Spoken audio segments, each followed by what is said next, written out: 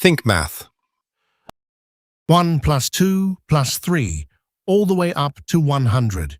What is the total? Adding one at a time takes forever, but young Gauss solved it in just a few seconds. The trick is pairing. First, lay out the numbers from 1 to 100.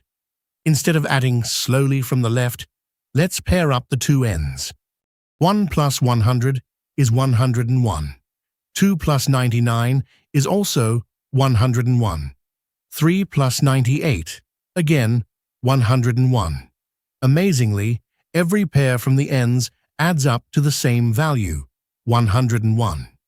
Pairing the numbers from 1 to 100 this way gives you exactly 50 pairs, each one worth 101. So the answer is 101 times 50. Work it out, and you get 5,050. The sum from 1 to 100 is 5,050. Add them slowly, and you lose. Pair them up, and you win. A piece of math every day with Think Math.